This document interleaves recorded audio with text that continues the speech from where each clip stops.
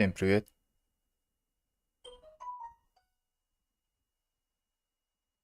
Хей. Йоу. Всем привет. Мгм. Хорошо.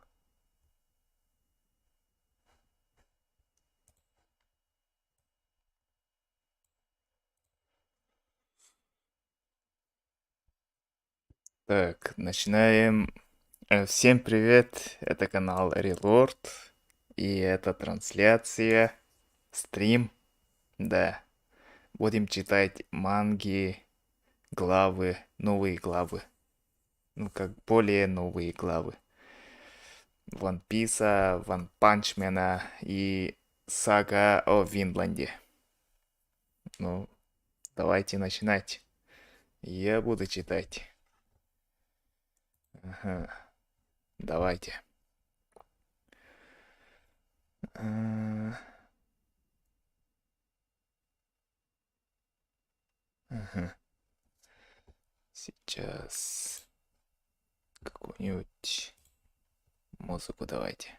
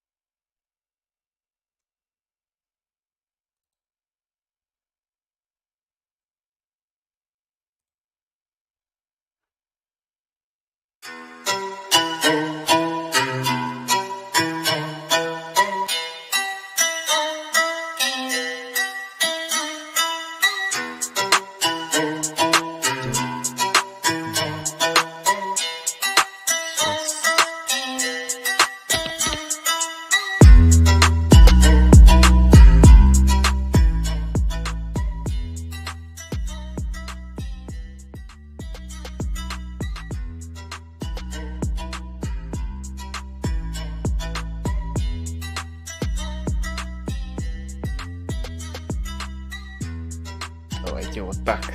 Мгм.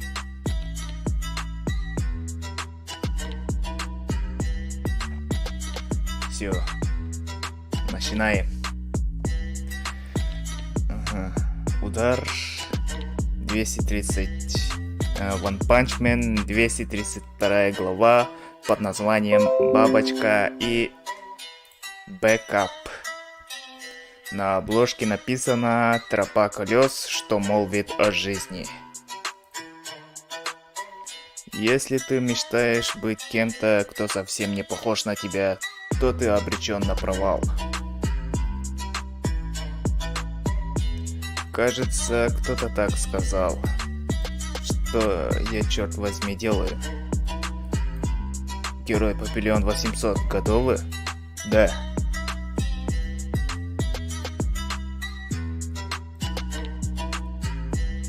Кстати, я тоже поставил на тебя, так что давай, не подведи там. Заткнитесь, или хотите, чтобы я нарочно проиграл? Начинайте уже.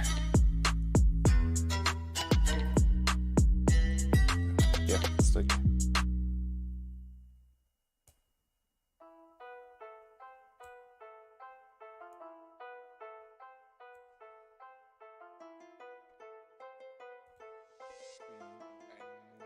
Как слышно, товарищи?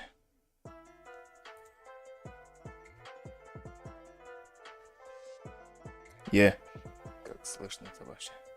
Йоу. Хей. Как слышно, товарищи? Йоу. Хей. Хорошо. Все нормально. Заткнитесь, или хотите, чтобы я нарочно проиграл? Начинайте уже. Итак, время вершить правосудие. Клик. Фура открывается, внутри что-то есть.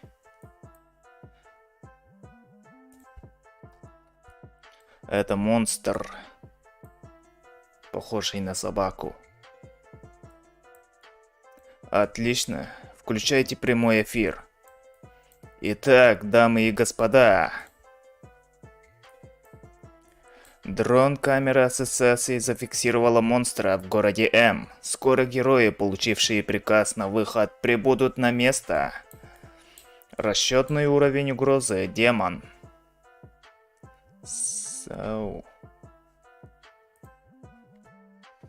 Сможет ли кто-нибудь остановить этого монстра, которого только что назвали Гачахуахуа? Итак, начинаем ставки. Коэффициенты на каждого героя можно посмотреть на... Эй, один герой уже на месте. Центр, как слышно? Это Папиллион 800.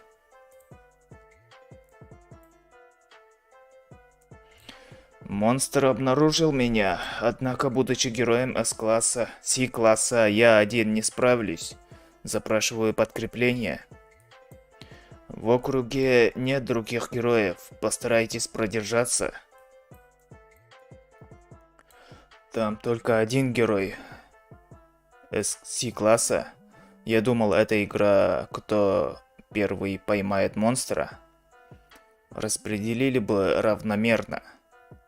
Ха-ха, если бы разрешили ставить на монстров, было бы другое дело. Ставки на героев. Да, они делают ставки.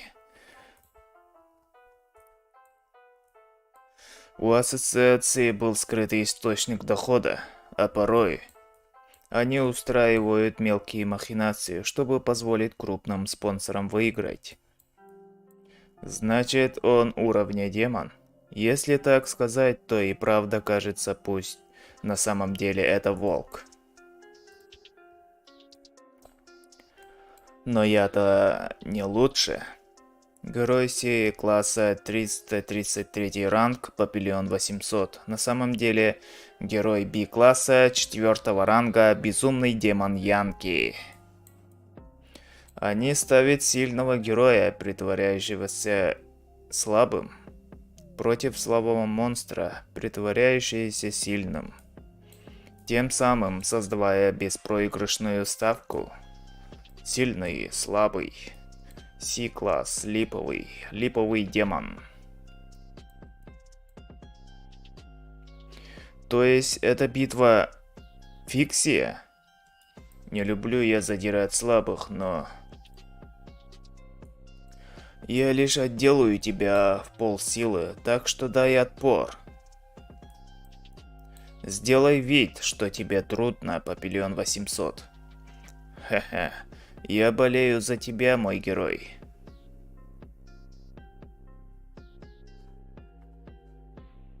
Так. Ожидайте.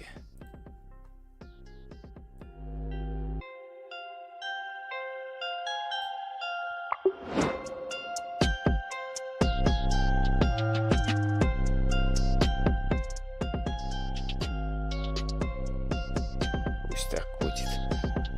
Сделай вид.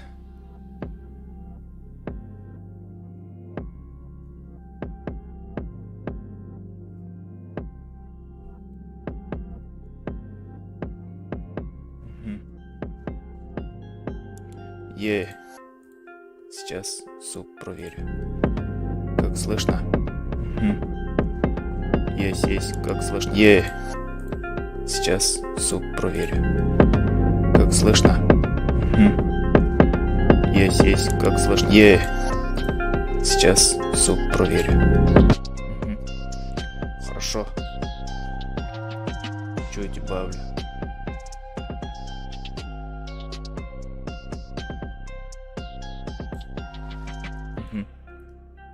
Сделай вид, что тебе трудно, Папиллион 800. Ха-ха, я болею за тебя, мой герой. Да, герой атакует. Но монстр сам контратаковал и ударил героя. Враг. Герой в нокдауне. Или вообще в нокауте. Молодец. Видели? Говорил же вам. Ай-яй-яй. Герой упал на мусор. Здесь стоял много мусора. Там лежит охуевший. Откуда в нем столько силы? Вот.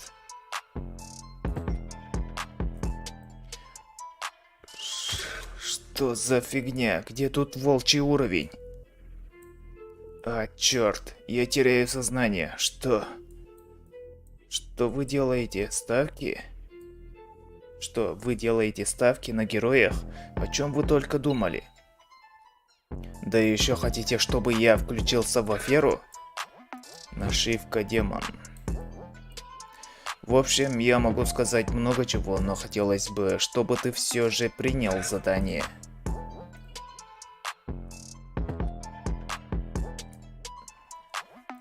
Это работа, которой можно доверить только человеку с крепкими нервами и надежным языком. И я выбрал тебя. Ты получишь хорошую награду. Я отказываюсь. Это прямое неуважение геройского труда. Ха-ха. Оказывается серьезный, несмотря на внешность. B-класс, герой безумный демон Янки, был известным хулиганом в своем родном городе, но решил стать героем под влиянием бесправного ездака, встав на путь истинный.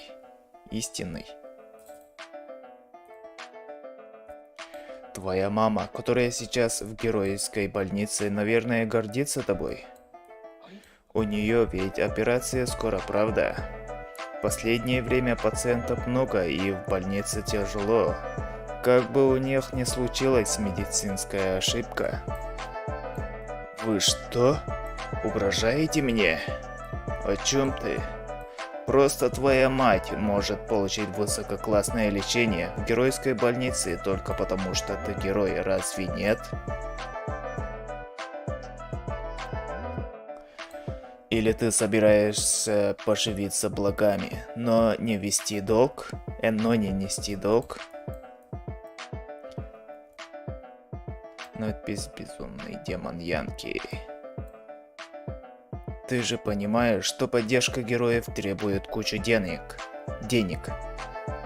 Это тоже способ помочь людям.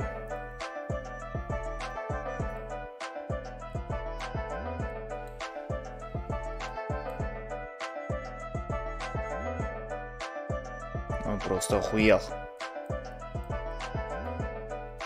Черт, я чуть не отключился. Центр, это Папиллион 800. Монстр слишком силен. Что за дела? Уровень монстра демон. Уклоняйся изо всех сил. Он встал? Вот это актерский талант у парня. Надо бы задействовать его еще. Монстр атакует. Да.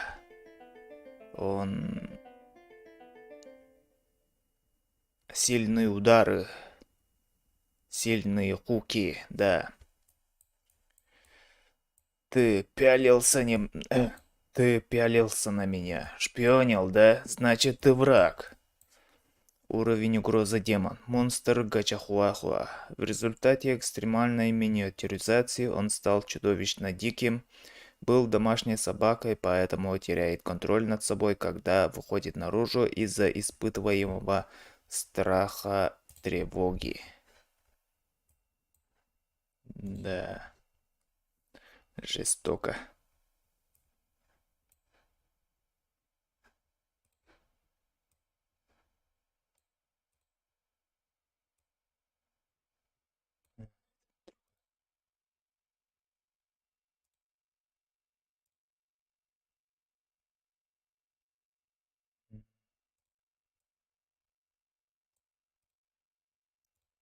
Так, так.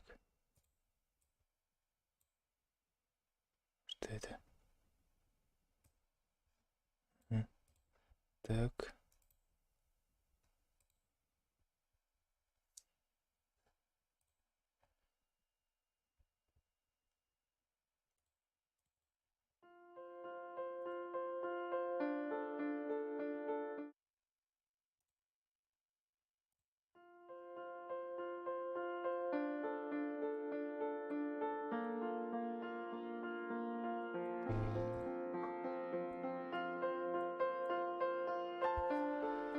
Да, нокаут. Впечатляет. Слушай, он правда уровня волк. Ага. Мы провели множество интенсивных тестов в штабе. Вероятно, это какая-то ошибка. Но это уже не важно. Не важно, насколько он силен или слаб. Если я не одержу победу, меня уволят. А тогда я не смогу помочь маме.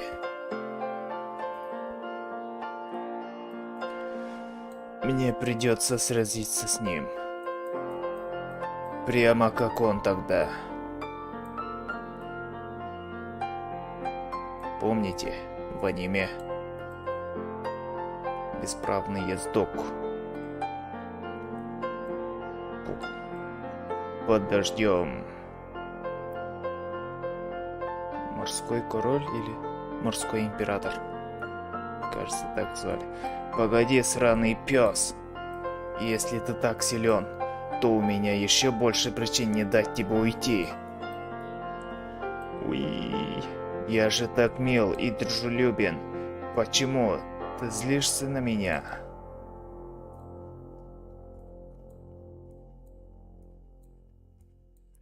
Ты и правда мой враг. И атакует. Дыш. Врагов нужно убивать, чтобы жить в мире. Наверное, это карма. Я втянулся в это, осквернил имя героев, которые сражаются до последнего.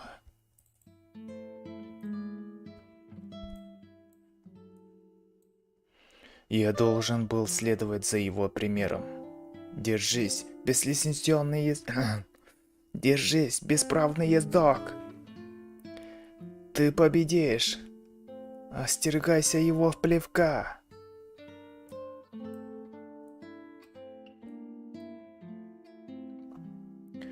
Я твой фанат, не умирай. Тупица, лежи. Зачем встаешь? Убирайся. Убирайся. Не, я не... Не, я на него не ставлю. Но похоже, я сбился с пути.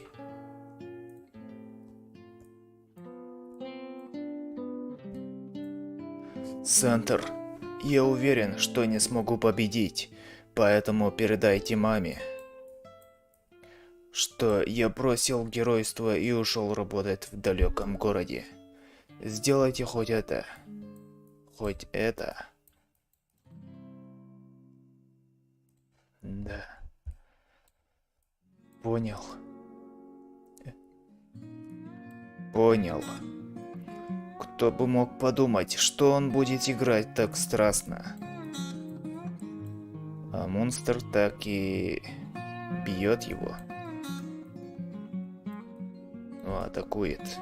Он тоже изо всех сил, последние силы отдает на 1 или сколько-то ударов. Да. А здесь приходит Сайтама. Какая собака выпустила эту тварь? 1 удар и все. Собака разлетается на мелкие кусочки. Пацан выжил. Его спасли. Он очень сильно удивлен. Что за... Все удивлены, очень сильно удивлены. На тебе лица нет. Ты в порядке? Он бы так не сказал. Какого? На тебе лица нет? Ты в порядке? Он бы так сказал, этот лысый. Я спасю. Пух. А? Это же... Тудух. Эй.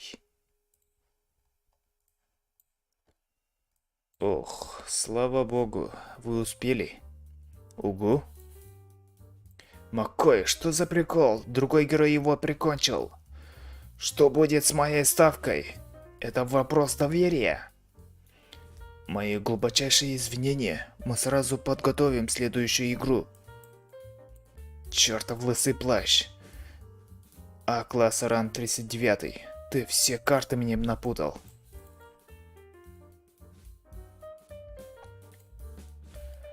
Вас никто не звал сюда. Вы слишком самовольны. Мы победили монстра. Так почему нас ругают?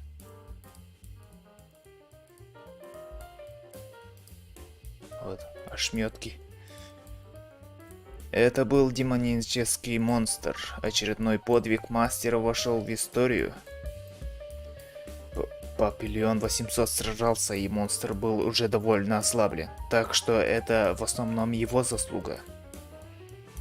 Они даже не поняли, что это уровень волк? Какая разница? Все это не так уж важно.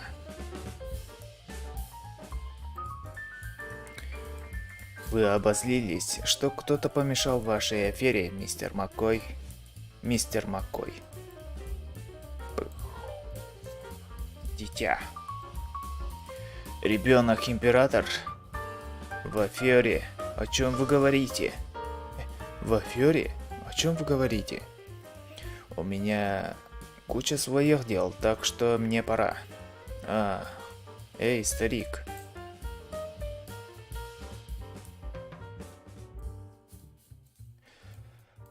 Ставки на героев?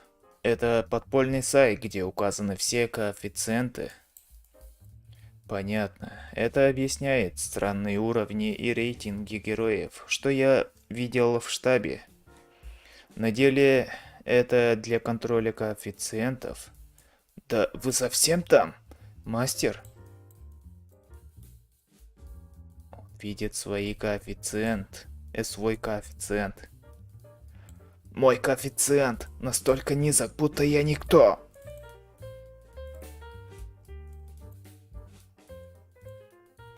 Темная сторона ассоциации глубже, чем я предполагал, поэтому я продолжу расследование.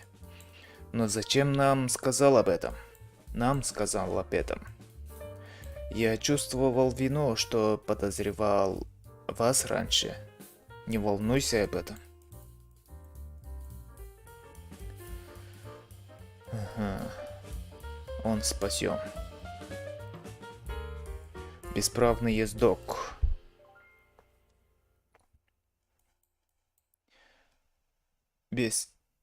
Лицензионный ездок? Ах ты. Ах ты, очнулся, Больница уже рядом.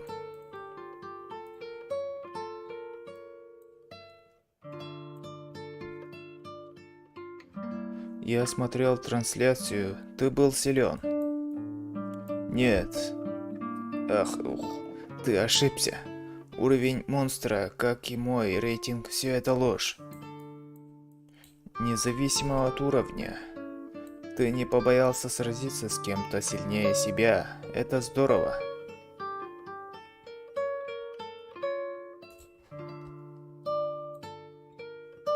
Он видит своего кумира.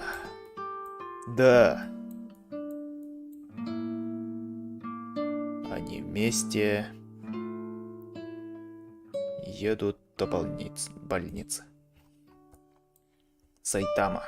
Тем временем Сайтама. А-класс. Ранг 29. Лысый плащ. Мастер, вы хотите поставить на себя и победить монстра? Не поймите меня неправильно. Но допустим, мы хотим остановить эту тупейшую затею со ставками. И я подумал, что лучший способ заставить казино потерять большие деньги.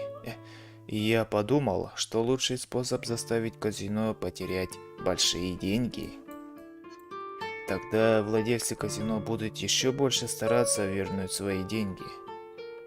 Ахаха, ну да, так и есть.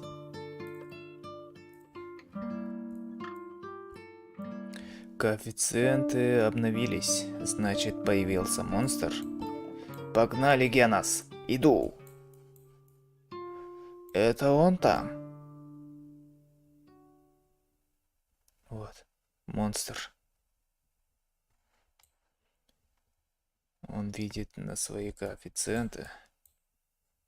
Опять.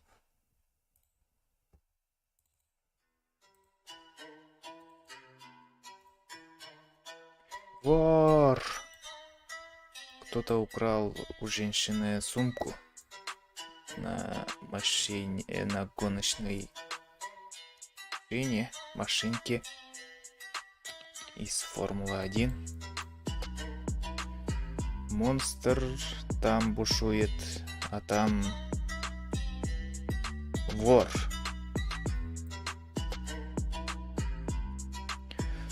Спасибо вам большое. В сумке было наследство родителей. Похоже, Тацумаки убила монстра. Рад за вас. Он весь в слезах. Какой хороший мальчик. Погодите-ка. Почему я так расстроен? Я реально повелся на деньги? Блин, чуть не попался в ловушку азартных игр. В знак благодарности можете взять колечко. Он долго колебался, но в итоге сказал, что ему не нужны деньги. И не взял кольцо. Да. Сайтама крут, как всегда. Вот.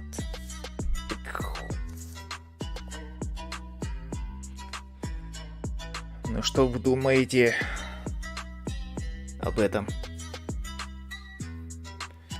Он выбрал поймать вора и все такое. Да, ставьте лайк, подписывайтесь и все такое.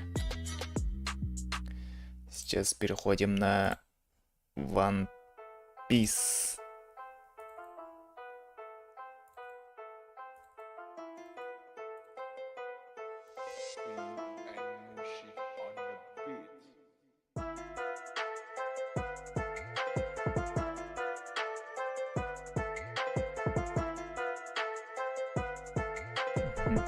Вот так.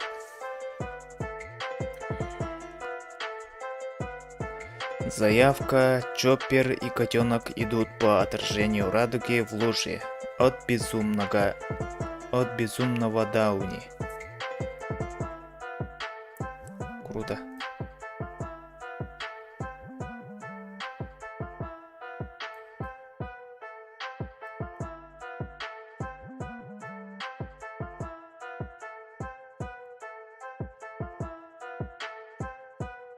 Вот так, короче.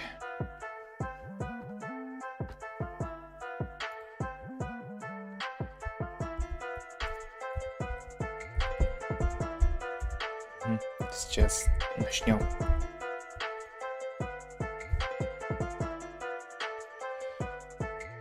Так, поехали. Собрание королей завершилось, но известие о смерти короля Кобры пока не всплыло на свет. После завершения собрания королей. 1086 глава под названием Гарасеи. Манга One Piece. Да. Кто-нибудь из вас видел принцессу Виви из королевства Алабаста? Где наш король? Ему стало хуже? Тем временем несколько безбилетных пассажиров затаили дыхание, спрятавшись на кораблях различных монархов, возвращающихся домой.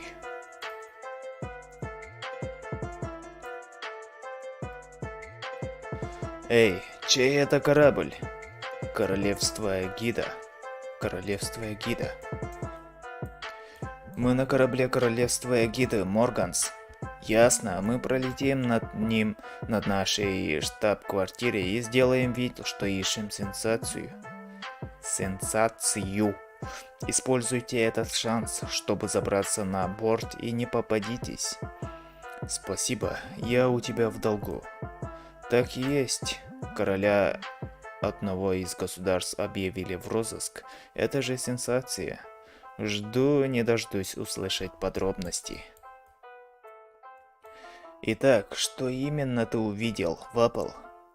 Так я и тебе сказал. Оставь меня одного и возвращайся на свой корабль. Не могу, Сипи-Зера, шутки плохие. Даже если я воссоединюсь со своими людьми, эти агенты не успокоятся, пока силой не вернут меня обратно. Теперь одолжи мне свою Денденмоши. Мне нужно поговорить с папой. Он наверняка очень волнуется. Нет, ни за что. Тебе нельзя этого делать. Да что с тобой?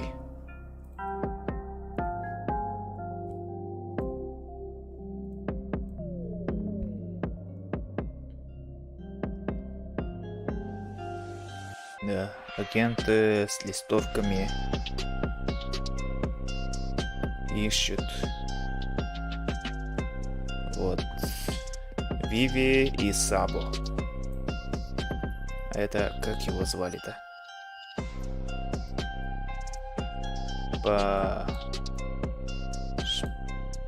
Как-то звали его, короче.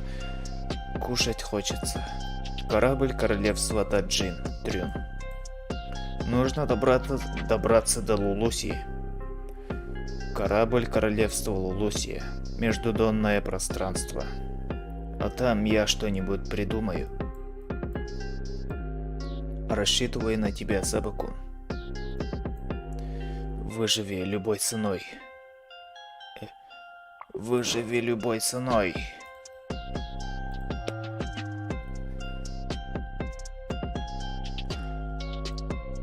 Новости о том, что король Кобра был убит, а его дочь, принцесса Вива, пропала без вести, очень скоро всплыли на свет и быстро распространились по всему миру. Святая земля Мариджоа. У этого парня Сабо довольно разнообразная жизнь, что неудивительно, в конце концов он постоянно окружен людьми с инициалом Ди.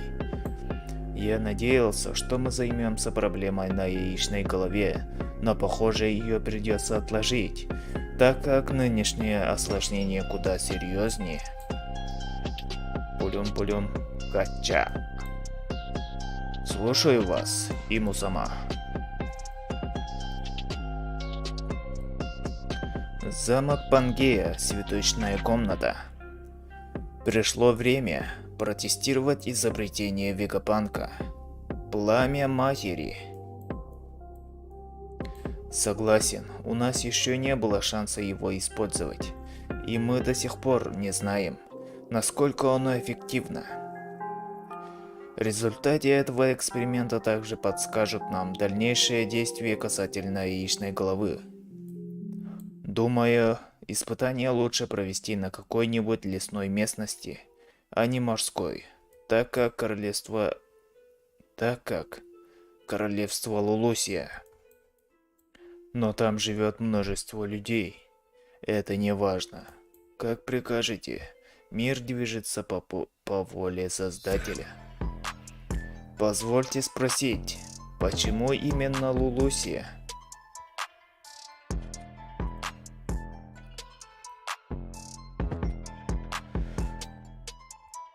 Оно ближе всех. Да будет так. Я сделаю все необходимые приготовления. Смиренно прошу вашего терпения, пока они не будут завершены. Гарасей, бог-воин оборонной науки.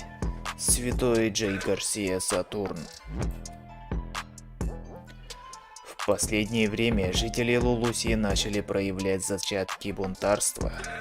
Гарасей, бог-воин окружающей среды. Святой Маркус Марс.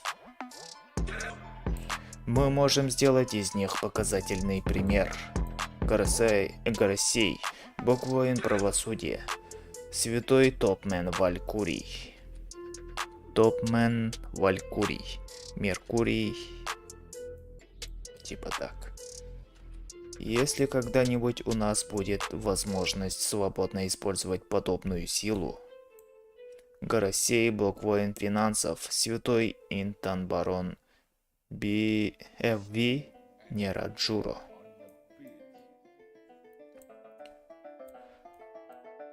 Мы сможем мгновенно завершить любой затяжной конфликт. Горосей, Бог воин сельского хозяйства, Святой Шеферд Юпитер.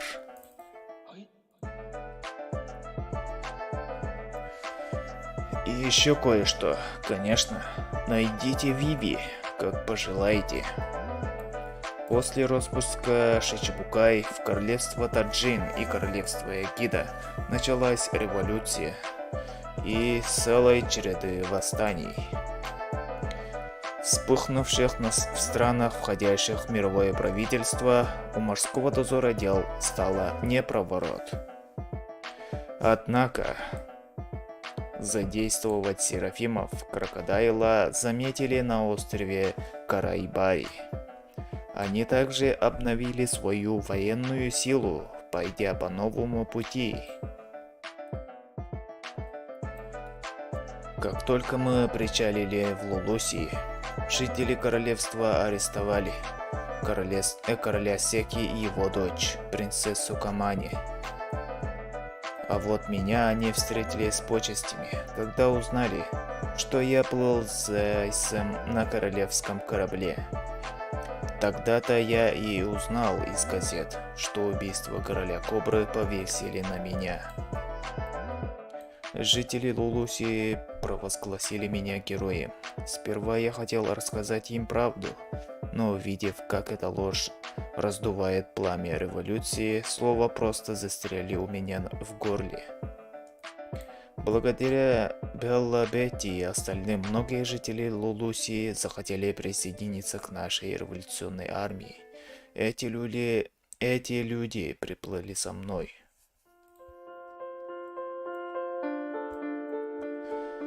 Без шифровальной Денденмуши я никак не мог связаться с вами напрямую. Поэтому я перенаправил свой звонок через остров. Когда мы отплывали, королевство Камабака, королевство Лулусия. Я знал, что мировое правительство перехватит сигнал, поэтому хотел заставить их думать, будто нахожусь в Лулусии. Хотя на самом деле я уже находился в море недалеко от острова вместе с новобранцами. И во время твоего звонка как раз произошло уничтожение Лулусии.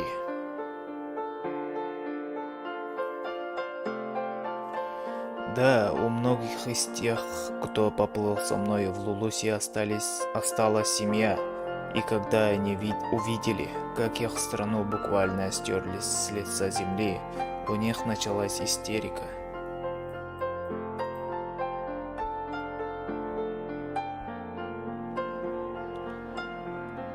Отвратительно.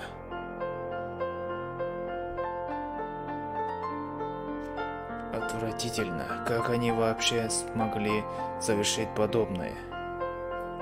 Сперва в небе над нами появилась огромная тень, а в следующий момент остров был уничтожен. Огромная тень?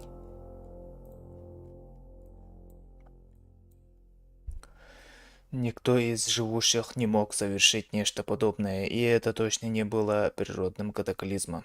В небе над облаками определенно что-то было, какой-то черный объект. Сабо, недавно ты говорил, что видел некоего Иму.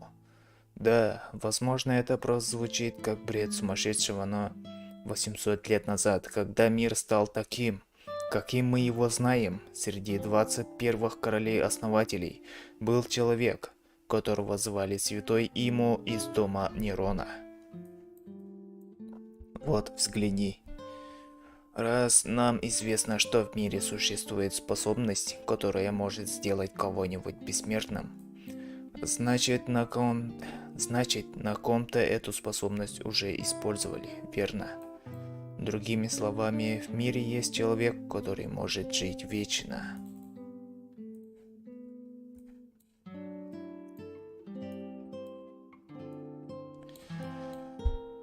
И ты хочешь сказать, что это тот, кого я видел? Возможно, это лишь совпадение, и они просто тезки, но кто еще, кроме короля-основателя, может командовать самими Карасеями, высшей мировой знатью? В конце концов, тень Рюбита кличут себя не иначе, как потомками богов. И еще кое-что. Объект, который ты видел над облаками, скорее всего, был оружием мирового правительства. А создать нечто подобное мог только Вегапанк. Погоди, Ива, Вегапанк бы никогда намеренно не разработал оружие массового уничтожения. Я знаю. Значит, это было какое-то древнее оружие? Если ему действительно из древних времен, тогда это вполне возможно. Робин говорила нам, что древнее оружие и правда существует, но если этот человек и правда обладает чем-то подобным, почему он использовал его только сейчас? В настоящее время Святая Земля Мариджоа. Один из Тенрюбита был приговорен к смерти и казнен. Мы лишились наших запасов продовольствия. Даже хлеба нет, остались только пирожные. Однако эту информацию никогда не будут разглашать всему миру.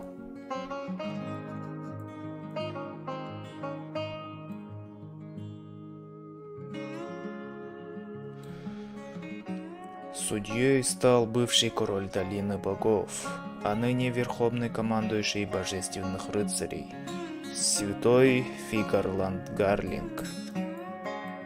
Человек, которого он приговорил к смерти, никто иной, как тот, кто вступился за рыболюдей, святой Дон Кихот Миосгард. Тот, кто защищает отбросы. Даже хуже, чем мусор, который он защищал.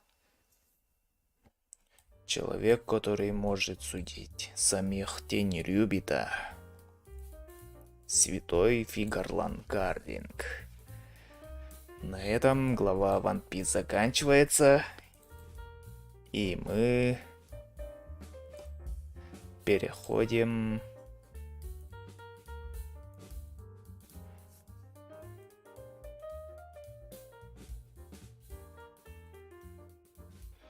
Сага о Винланде.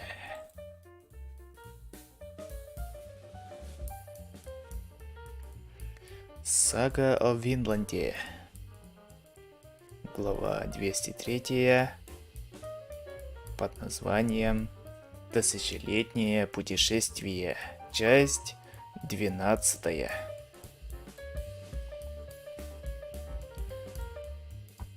Шаман хочет защитить эту мирную землю.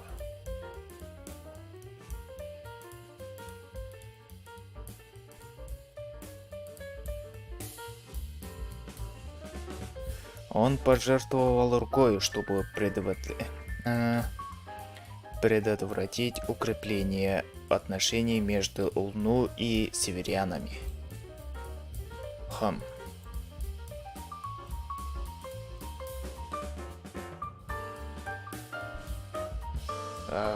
Я тоже хочу есть. Рана заросла. Рана заросла. Скоро станет время продолжить выполнение плана.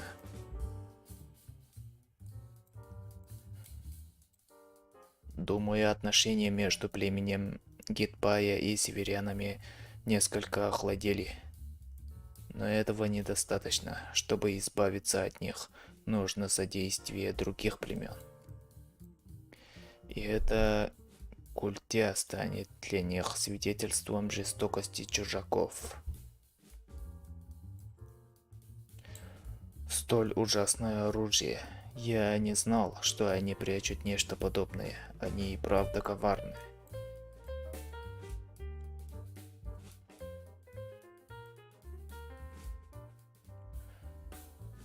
Топот, топот.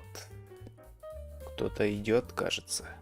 Звери почувствовали это. Шаман, наконец-то я нашел тебя.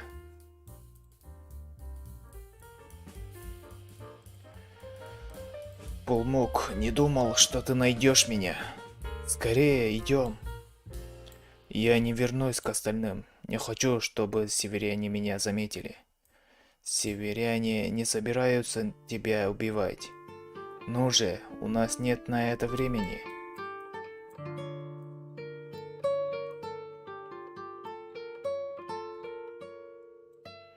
Скорее, шаман.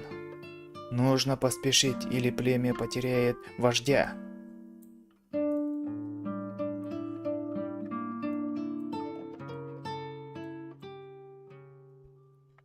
Женщина.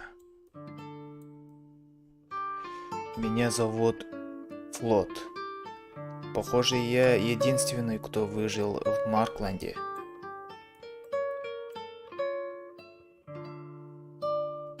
Все удивлены. Все слушают, что он говорит.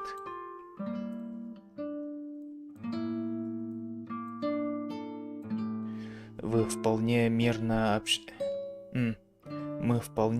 общались с местными, хоть толком и не понимали друг друга. Мы вот знали, что они любят красный свет.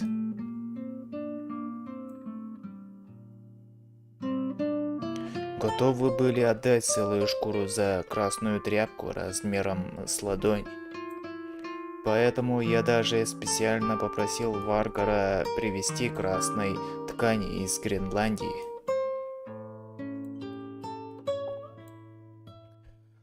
Угу, но, к сожалению, я не очень много привез. Но с начала весны местные перестали приходить в наше поселение.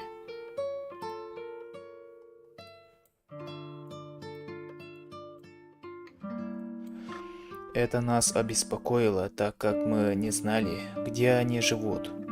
А спустя 2 недели с тех пор, как от них ничего не было слышно, стрела.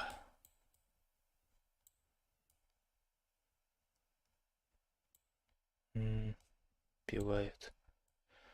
Что?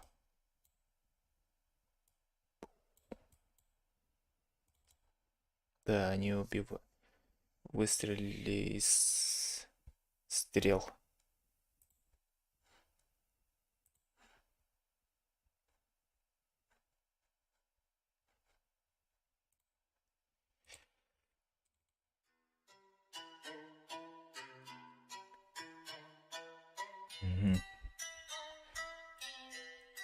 Северяне, Кептатинг.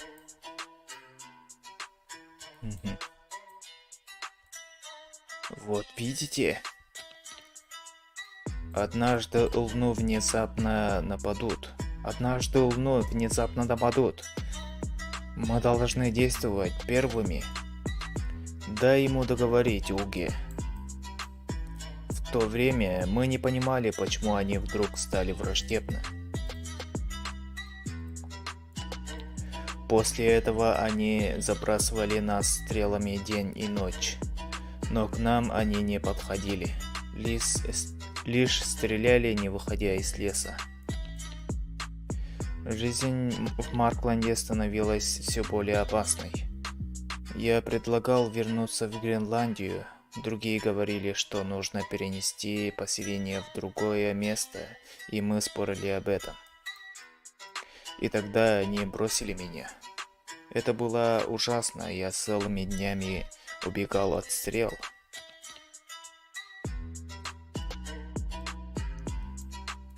Я рад, что ты уцелел.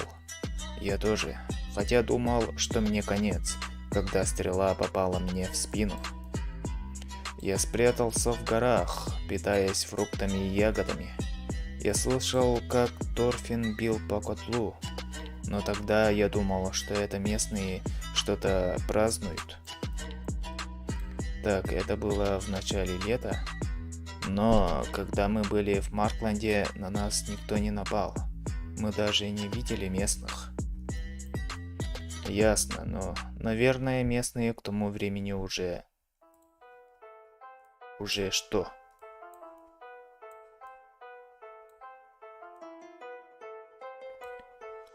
Однажды, когда я рыбачил на реке, мимо пронесло тело местного. Должно быть, их деревня была выше по реке, и там что-то случилось. У меня появилось плохое предчувствие, и я решил пойти туда. Я уже давно хотел понять, почему их отношение к нам так изменилось. И ты их нашел? Да, нашел. Всех их. Они были мертвы. Все они взрослые и дети, не похороненные. Тудум. Что за...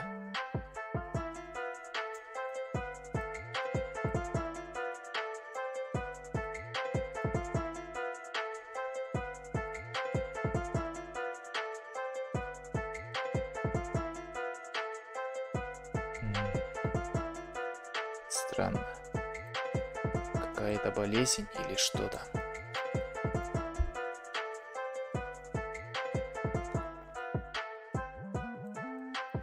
Я первым стал жертвой ксиноковакна. Болезнь. Я выздоровел, а остальные стали заболевать один за другим. У них поднялась температура, а кожа почернела. Многие старики и дети умирают. Помоги нам, шаман.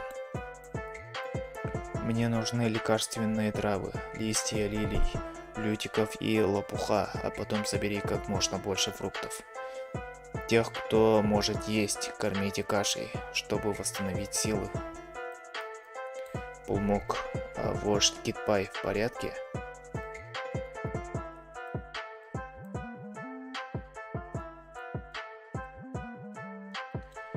Это вождь. Вождь Гитпай.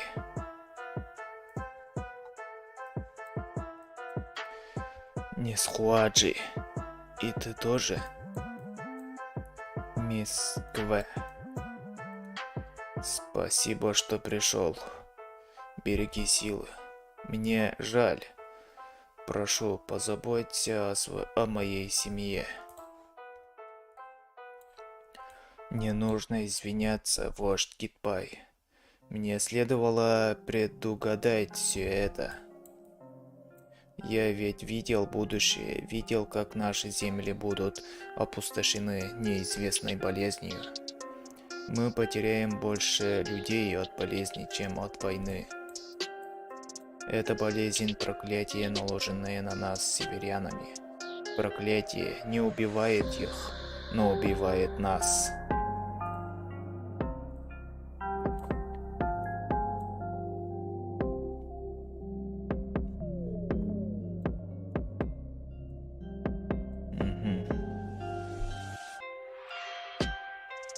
Вот этот человек говнюк, а этот вообще конченый. Болезнь. А этот хитрый ублюдок. Змея. Другим словом, невозможно больше ответить. Это имеет смысл. Наверное, местные никогда не сталкивались с нашими болезнями. Они должны были прийти к выводу, что причиной стало какое-то недавнее событие. А это встреча с нашими из Маркленда. Они стреляли из луков, так как боялись приблизиться и заболеть. В общем-то, вполне вероятно, что мы и вправду ненамеренно принесли болезнь. Так это же здорово, разве нет? Мы живем, они умирают. очень удобная болезнь. Если она распространится по всему Винланду, мы победим.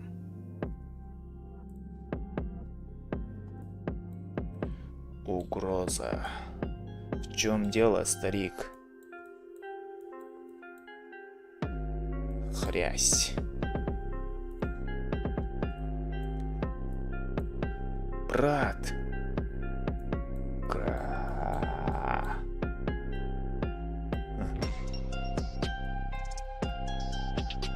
Стойте!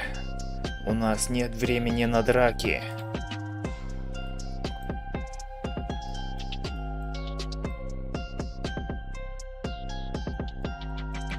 Вождь Китпай, вождь.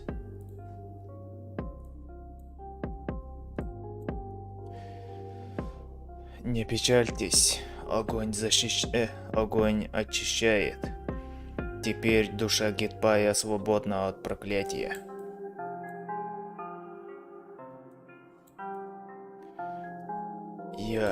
Из-за меня это... Скажи, шаман, что теперь делать? Что мне теперь делать?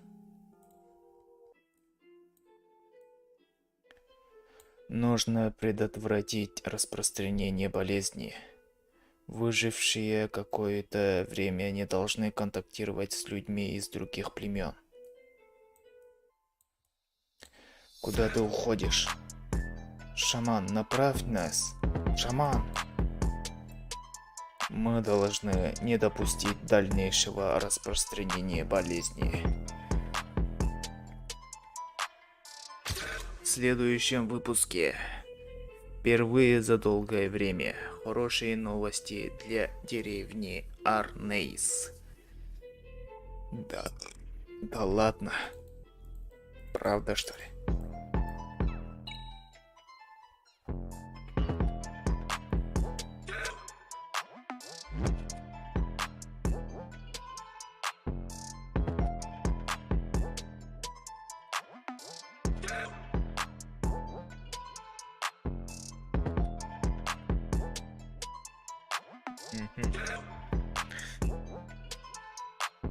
Такие дела.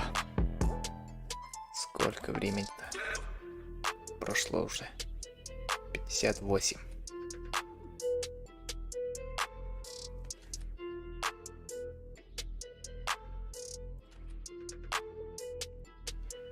Состояние трансляции отличное. Угу. Черт. Какого хрена?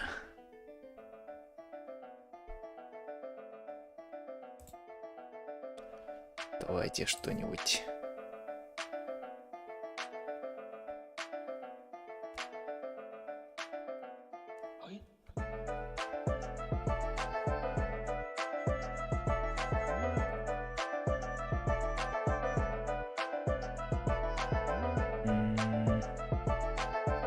Что искать-то?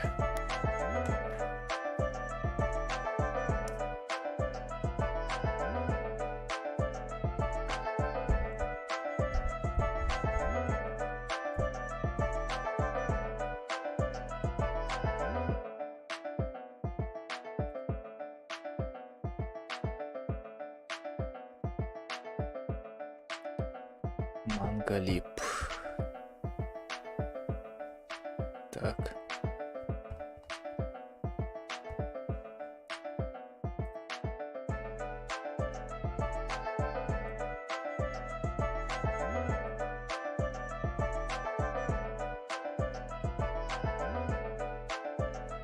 Сейчас посмотрим, что там есть популярное или что.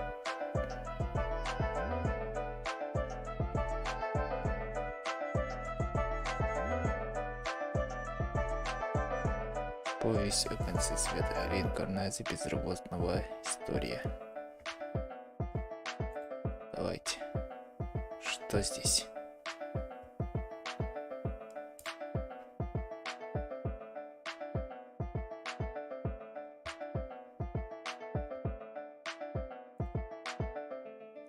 Full screen. Давайте. Реинкарнация безработного. История о приключениях в другом мире. Глава первая. Новая надежда.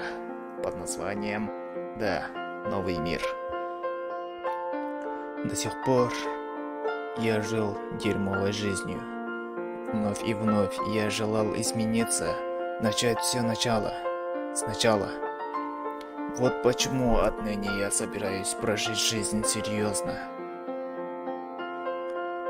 Так, чтобы у меня не осталось никаких сожалений.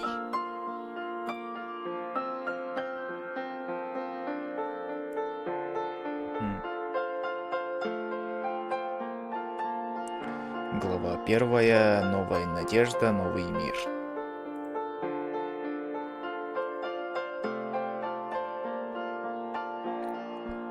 Аноним. Не хочу работать. Лал уволили, с работы сломал. Аноним 209. Поздравляю, Серьезли. Лол, теперь ты официально Хика. Да, просто живи на наследство, охраняй дом, лол. А как же я голоден. 3 минуты длятся так долго. Бип-бип. Бип.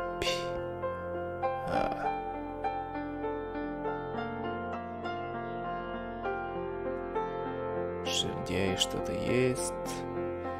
Теперь это, кажется, школа.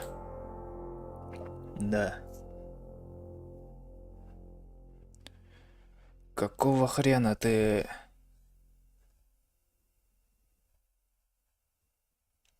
Какого хрена ты рассиживаешься в своей комнате в день похорона родителей? Тебе 34 грёбаных года. Постыдился бы хотя бы. Не думай, что и теперь можешь продолжать валяться и ничего не делать. Выметайся, хренов затворник. Это жестоко, скажу я вам. Больно. Черт, как же я жалок. Затворник, которого отринула родня. 34 года. Бездомный. Как же мне теперь жить? Я ничего не могу сделать. Я хочу начать все с чистого листа. Да, кажется, это очень интересно даже. Мне становится.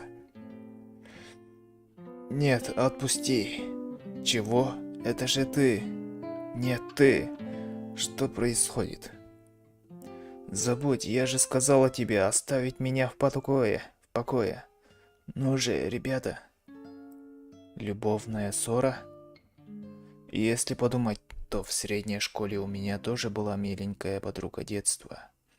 Может, если бы я постарался, я мог бы даже встречаться с ней? Да не быть. Такого не может. Так, я пойду пасать.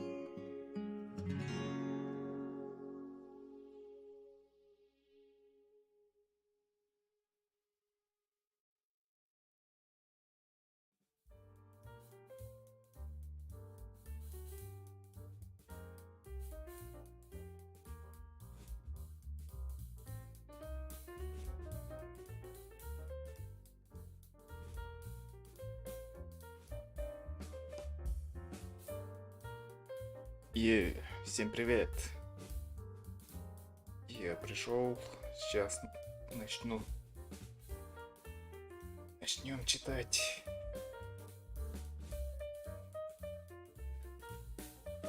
Сейчас начнем.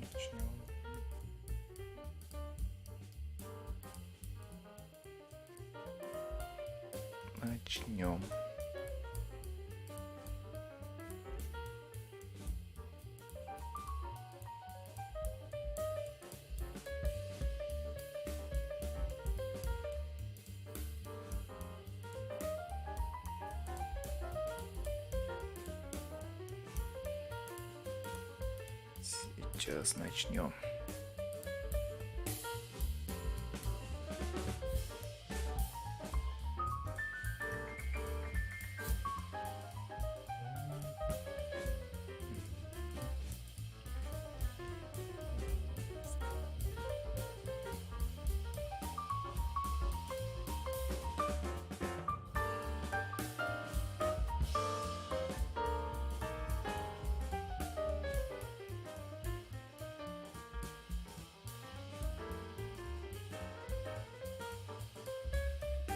Е.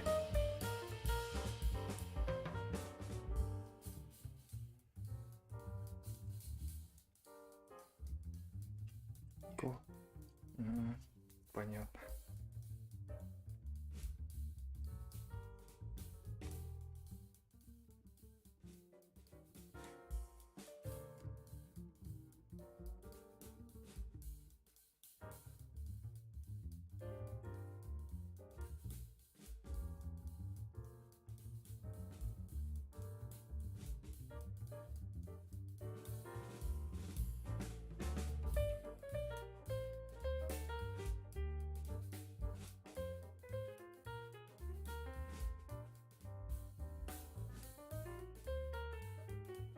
Так, сейчас я здесь корректирую, короче, разное.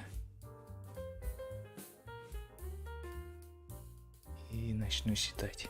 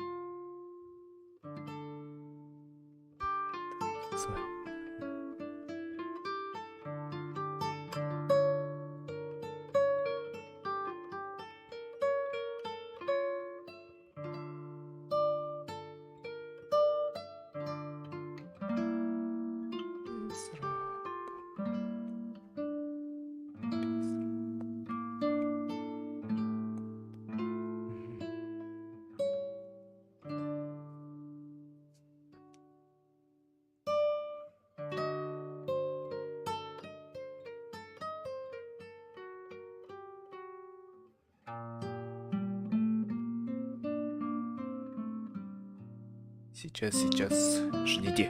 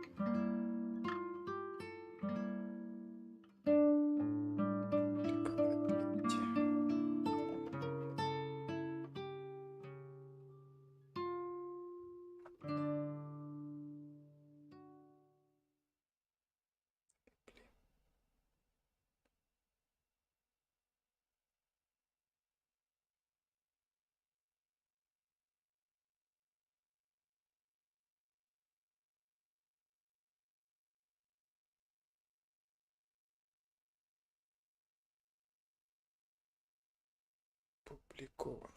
Так.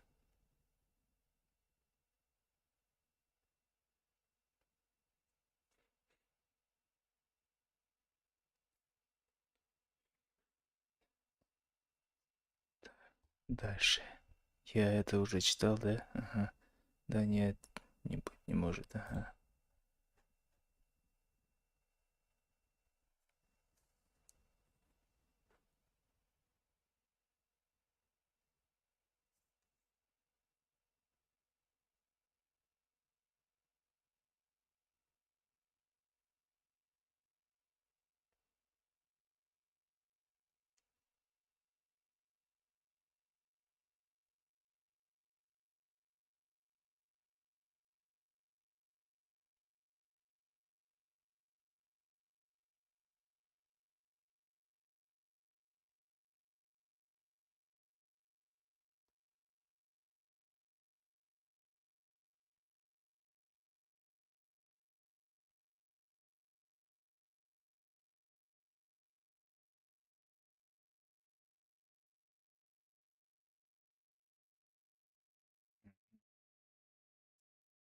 И ок.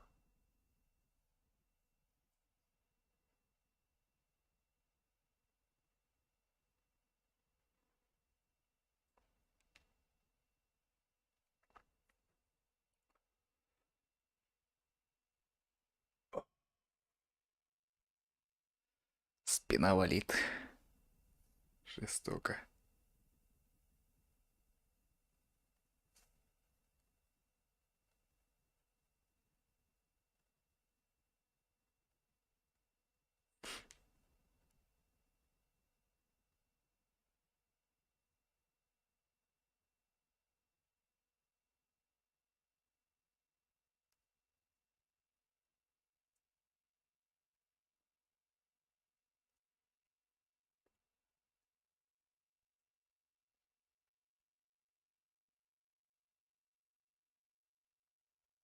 Так, да.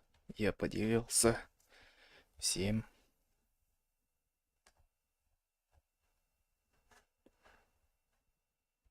Тимусу.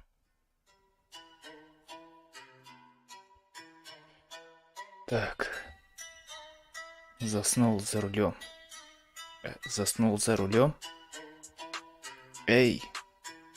Осторожно! Машина идет. Почти сбил. Кажется, этот толстяк ровно попался. Черт! Моя жизнь была полным дерьмом. Подумать только, что под ее конец я спас кого-то. Как же глупо.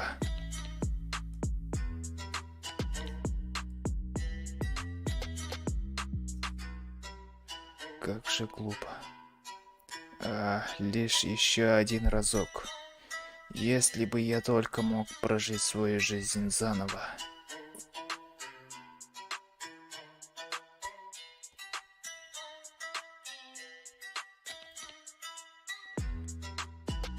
Я лишь еще один разочек. А? Где я?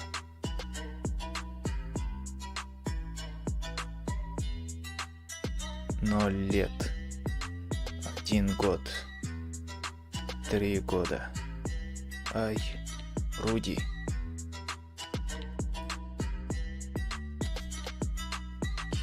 Руди. Ты в порядке? Отец Пол, матушка Зенит. Посмотрим. Боже, он разбил коленку. Мамочка сейчас сделает так, что боль исчезнет. Божья сила, глубокая и яркая. Помилуйся над тем, кто потерял свои силы. Даруй силу, стать вновь. Исцеление. А, здесь еще и магия есть. Странно. Вау, ха-ха, больше не болит. Да, большое тебе спасибо, матушка. Руди, прекрати. Как ты можешь быть таким милым? Мама подняла такой шум из-за мелкой царапинки.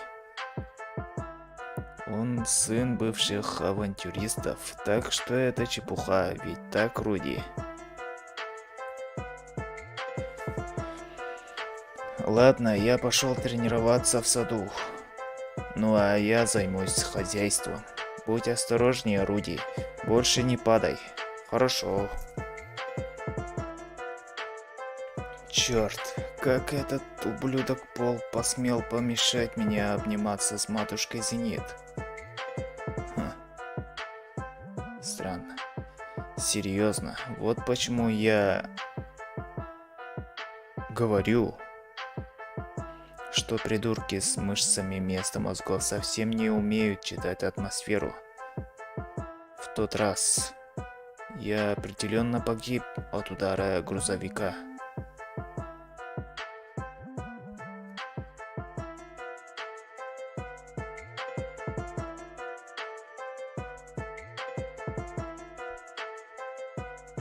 Сделаем так.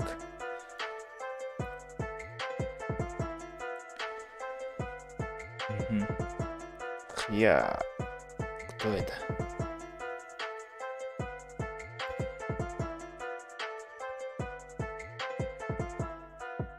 Кто-то тренируется. А потом я получил новую жизнь. Как Руди. Как Рудеус Грейрот.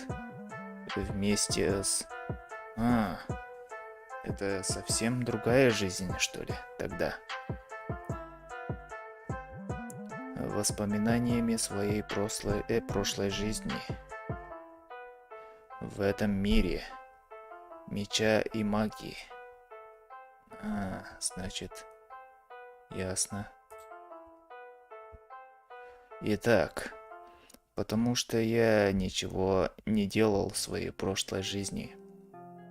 Чтобы больше не повторить свои глупые ошибки, я тренировался каждый день втайне от родителей. Тренировался в чем? Вода, дарую свое благословение там, где я желаю. Освежающий поток здесь и сейчас. Водный шар. О да, ага, в магии. А теперь настала очередь безмолвных чар.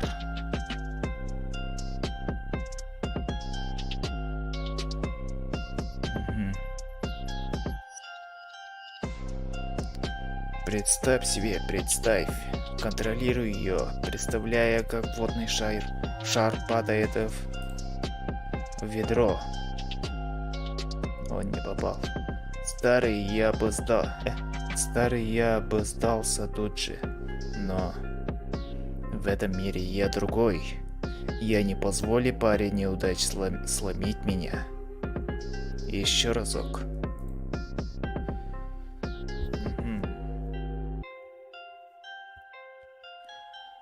Парень смог. Дальше. Похоже, теперь я могу хоть как-то контролировать водные шары базового уровня. На сегодня этого... черт.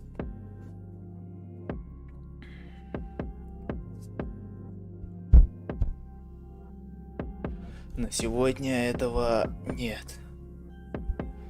Прошло уже немало времени. Может, мне стоит попробовать магию среднего уровня? Мне нужно еще одно ведро. Посмотрим. Водная пушка.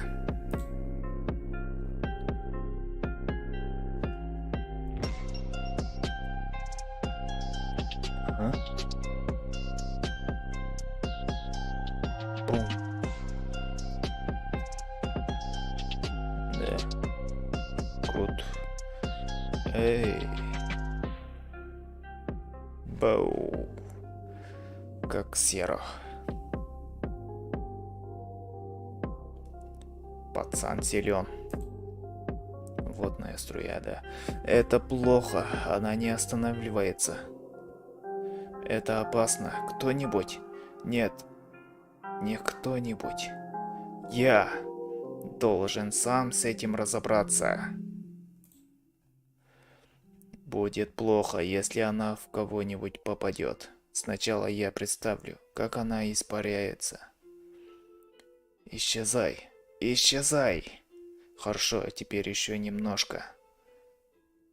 Черт, похоже, я использовал всю свою ума. Ах, черт возьми!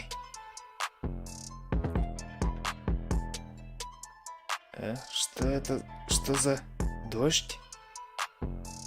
Ух, да, я порядком устал. Что это было? Это в библиотеке? Что случилось? Чего? Ты в порядке, Руди? Это что, был монстр? Как ни посмотри, это очевидно был я. Так близко. К городу. Как близко к городу. Пол, ты и правда славный парень. Прости, что назвал тебя мышцеголовым. Божечки.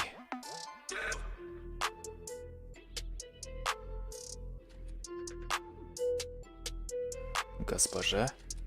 А? Что такое, Лилия? Эта книга лежала рядом с господином Рудеусом. Ох, это же руководство по магии. Руди, черт. Ты что, прочитал заклинания из этой книги? Со своих дней творничества я уяснил, что оправдания лишь сделают ситуацию еще хуже. Да. Я должен просто честно попросить прощения. Простите. Я поразительно, просто поразительно наш Руди гений.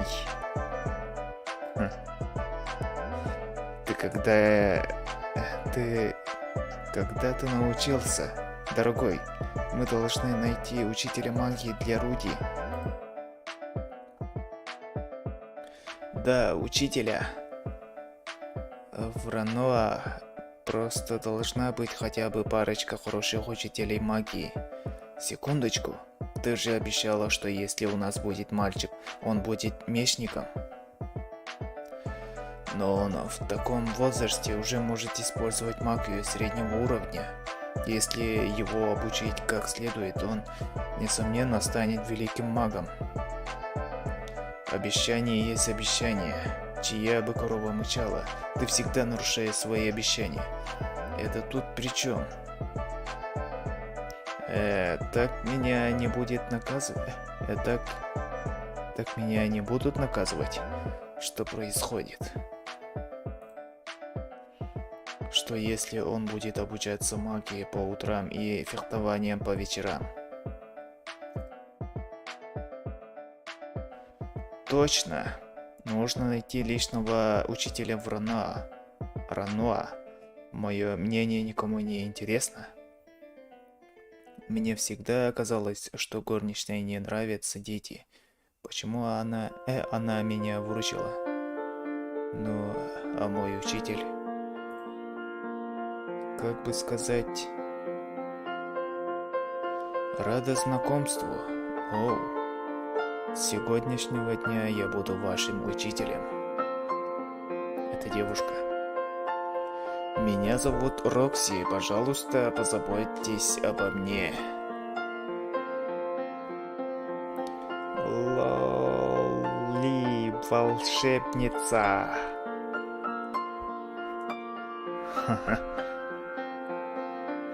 Ладно. Кстати говоря, где мой ученик? Ах да, вот. Руди прямо здесь.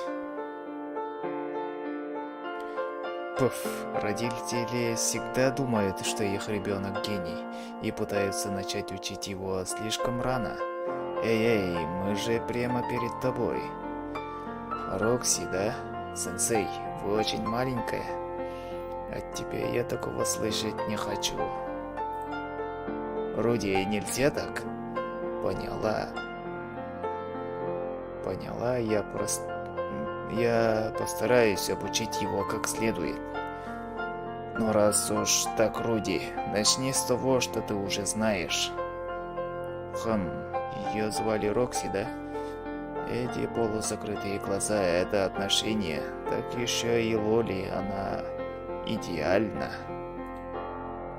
Что ж, госпожа учитель, надеюсь, вы будете учить меня как следует. Потому что я собираюсь прожить свою жизнь в этом мире на всю катушку. Круто. Идем дальше.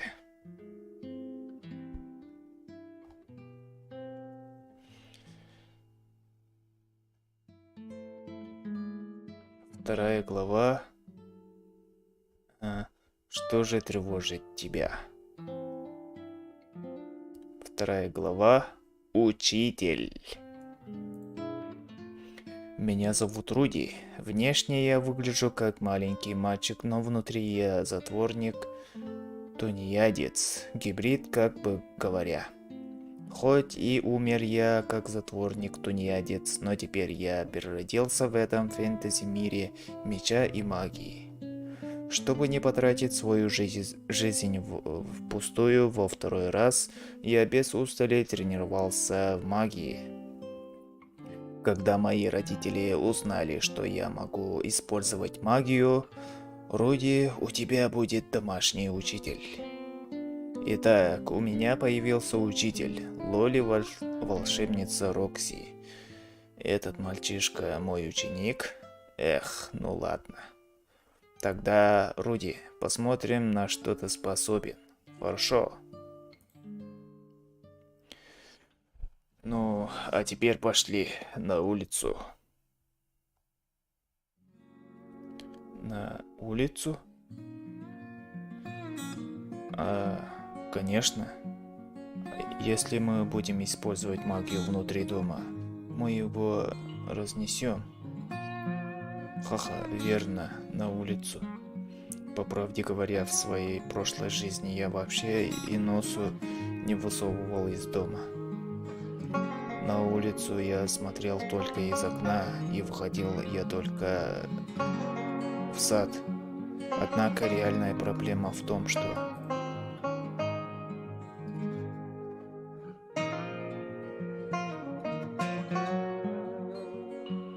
что бы я ни делал, я продолжаю вспоминать тот самый день.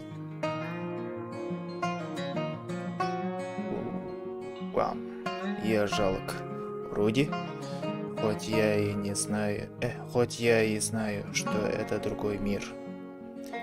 И несмотря на то, что я обещал прожить свою жизнь на полную, я не могу побороть свою травму. Беда, я сейчас заплачу. Ах, это потому что... Ах, этот сад великолепен. Как я и думал, сад выдержать мне по силам. Как неожиданно. Не думала, что ты так любишь сад. Наш сад шикарен, правда? Матушка даже посадила ее самые любимые цветы, и они мне тоже нравятся. Чего? Так, я молю о помощи, тренер. А теперь, Руди, сначала я проверю тебя, так что следи за мной внимательно. Хорошо.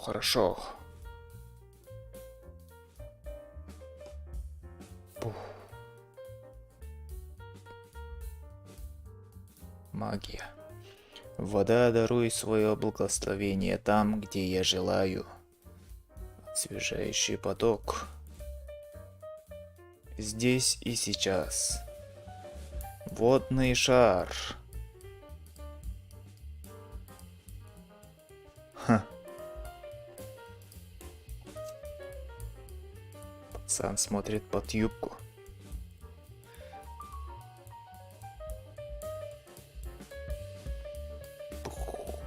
Да. Круто. Ну как тебе это, Руди? Ну как тебе это, Руди? Ах, видите ли, это любимое дерево моей матушки, которое она вырастила. Так что я уверен, что она будет в бешенстве. Чего? Правда? Никаких сомнений. Ранее, когда мой отец практиковался в фехтовании, он отрубил веточку. В тот раз матушка спустила свой гнев. Это значит, что мне крышка? Что же мне делать? Эту девочку так легко спровоцировать. Уф. Божья сила глубокая и яркая. Помилуйся над тем, кто потерял свои силы. Даруй силу встать вновь. Ах. Исцеление.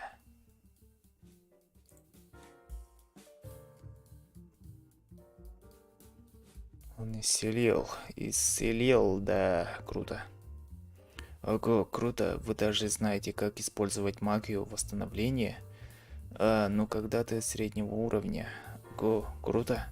Как я ожидалось от сенсей. Очень круто. Кто угодно может так сделать, немного потренировавшись. Этой девочкой так легко манипулировать. Ну а теперь твой черед, Руди. Есть. Вода, даруй свое благословение. Упс. Черт, я прикусил язык. Придется использовать сокращенные чары. Водный шар.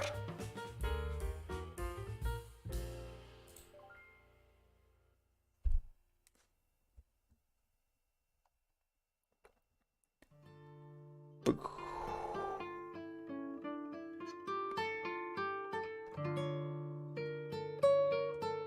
Черт. Фуллскрин работает.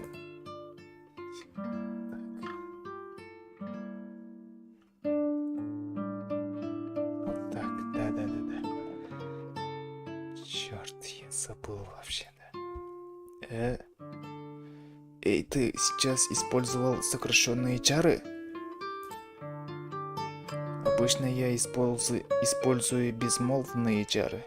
Учитель, вы не знаете, как их использовать? Этот ребенок знает безмолвные чары? Хо-хо-хо, ясно. Размер и сила этого водного шара определенно безупречны, Руди. Хо-хо-хо. Похоже, ты все-таки стоишь того, чтобы тебя учить. Я слушаю вас.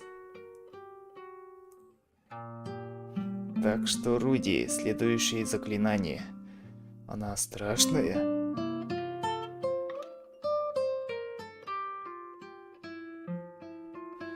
Госпожа Рокси, не используйте наши деревья в качестве целей. Мне так жаль, мадам. Но так все и было. По утрам я занимаюсь магией. После полудня я начинаю тренироваться по фехтованию.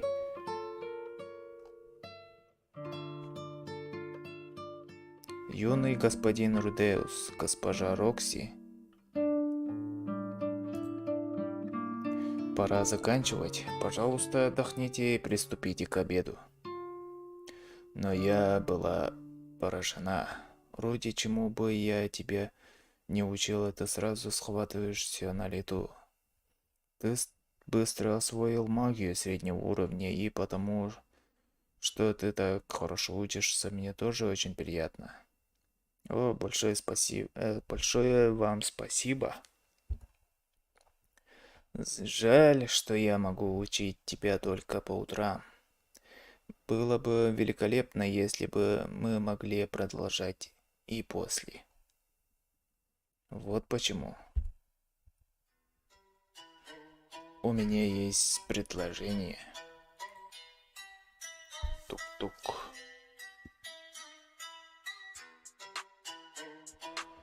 Рокси-сенсей, Руди, я больше не могу. Я... Учитель появится... Учитель появится посреди ночи. Мое сердце еще не готово.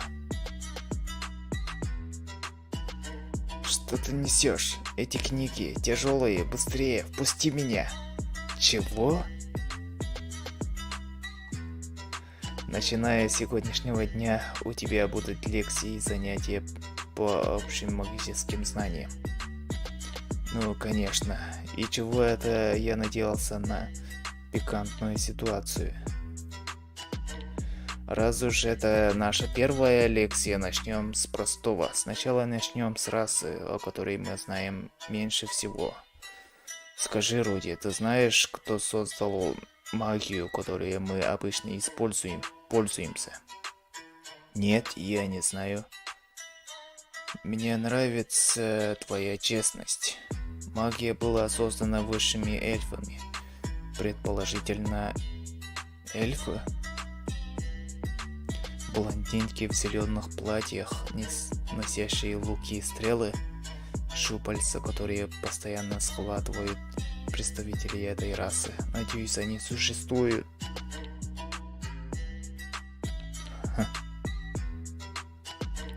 Да. Эй, Руди, ты вообще слушаешь? Во времена древних войн, когда другие миры сражались, высшие эльфы первыми успешно создали связь с духами леса и получили контроль над ветром и землей. Это было зарождение магии.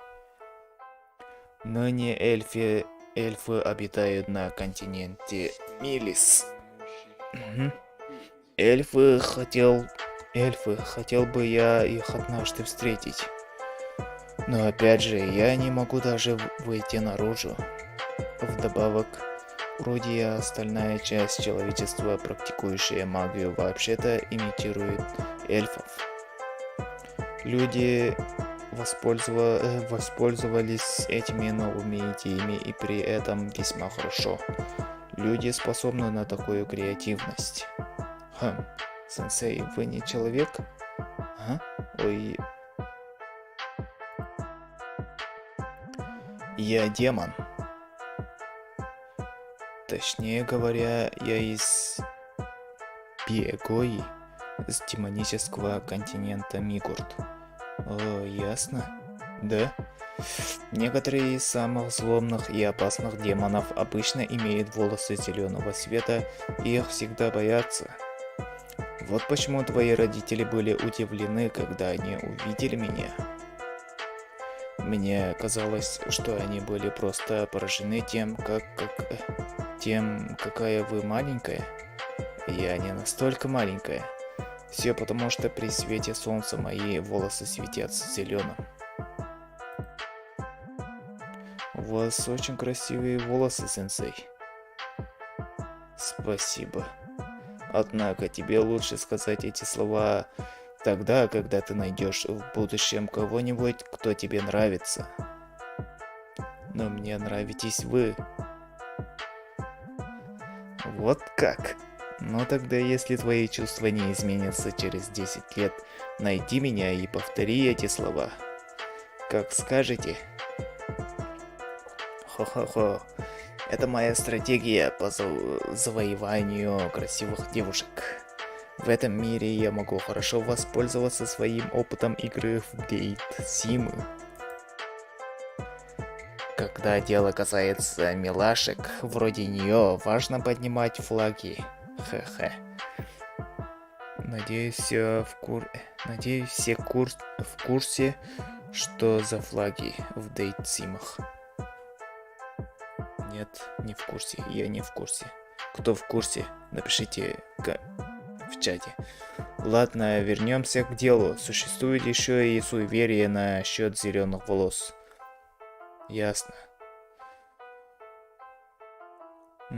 Причина тому, почему существует такое суеверие, это племя Суппорт, известное своими изумрудно-зелеными волосами и кристаллами красного цвета на лбу. 400 лет назад, во время войны, они убивали всех подряд. Вот почему их страшатся. Все боялись их, потому что неважно, друг или враг, Суппорты нападали на всех и вся. Когда война подошла к концу, их отринули и выгнали из демонического континента. Выгнали своих же сородичей, даже несмотря на то, что проиграли. Их так сильно ненавидели. Ненависть к ним коснулась и мигурдов, потому что их племена были близки к Суппортам. Они подверглись жестким нападкам. Если возможно, их лучше избегать, однако если столкновение избежать невозможно, то помни, ни в коем случае не зли их, потому что если ты это сделаешь, они зарежут всю твою семью. Ясно, Суппорты настолько опасны.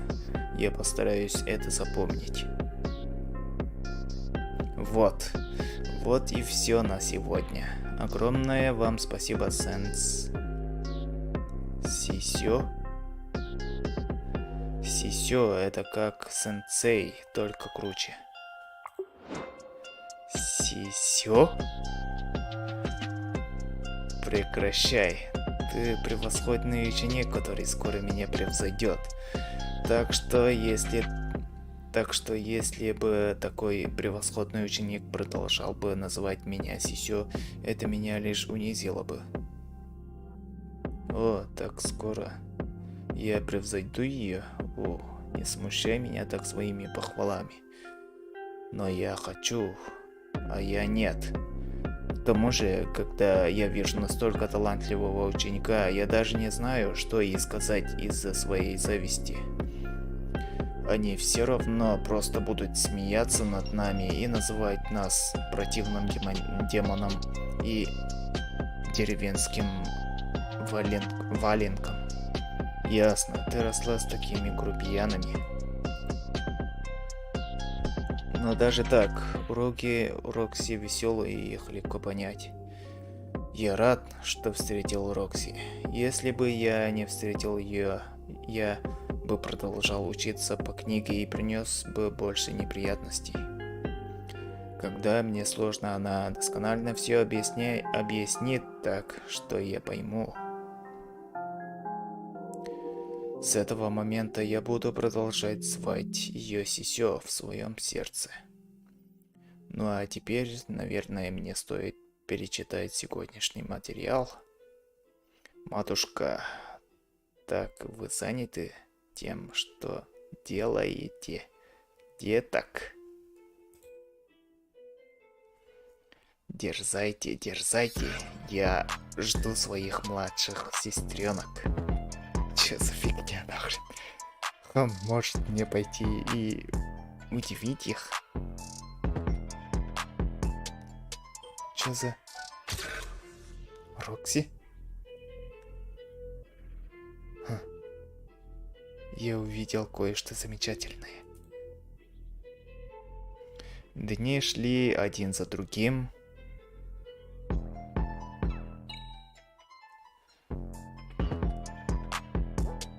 Пацан учится в это время, да.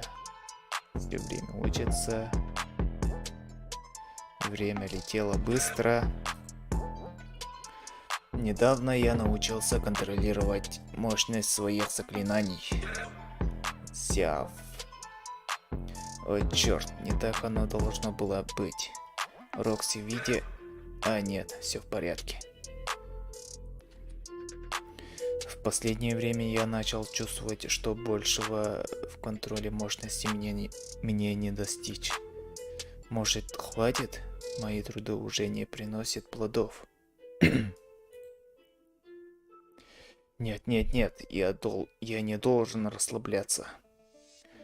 Все в порядке, время от времени можно давать себе расслабиться.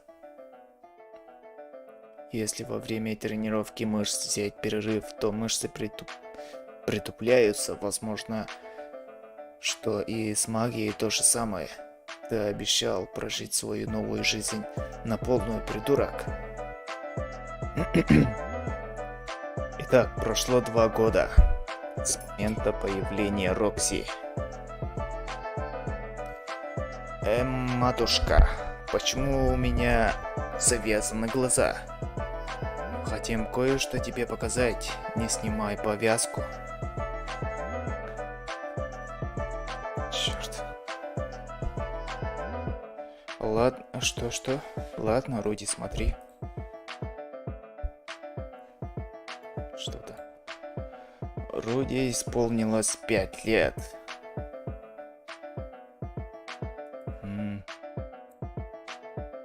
С днем рождения. Что? Ты... Поздравляем, Руди. С днем рождения, Руди. День рождения. Поздравляю, юный господин. Мы все очень счастливы, что ты достиг 5-летнего возраста без никаких осложнений. Спасибо, что родился, Руди. Чего? Что за... Я был затворником, тунеядцем. Я даже игнорировал свою семью. Вот почему. У меня раньше никогда не было подобного дня рождения. Сегодня был мой день рождения. Сегодня был мой день рождения. Спасибо вам большое. Знаешь ли, Рокси помогла мне приготовить торт. Прости, что он немного подгорел. Да, подобное совсем неплохо. Матушка, отец, благодарю вас за эти чудесные подарки. Я всегда хотел их получить. Да-да, понимаешь, Руди, в сердце мужчины лежит. Если ты счастлив, то и я тоже, Руди. Руди, это, конечно, не лучший подарок, но все же. Даже вы, сенсей, спасибо, можно открыть? Конечно. Это волшебная палочка. Руди, ты был способен использовать магию с самого начала. Учитель обязан создавать волшебную палочку для своих учеников, когда они достигнут среднего уровня. Прости, что задержалась. Эту палочку сделала Рокси. Большое вам спасибо, сенсей. Я буду бережно относиться к этой палочке. Теперь мне больше нечему тебя учить. Сенсей? Руди, завтра за деревней мы проведем твой выпускной экзамен. Чего? Выпускной? Ну что ж, на этом закончим. Да.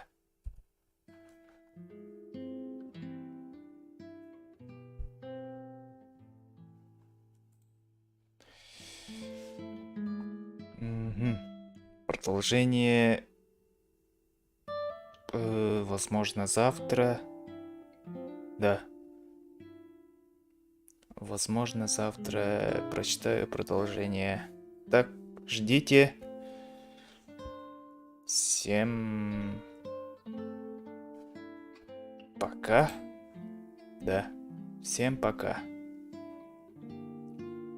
Что были здесь... Может, услышите, я сохраню это. Может, увидите. Может, в следующий раз зайдет больше людей. И да. Типа так. Все, всем пока.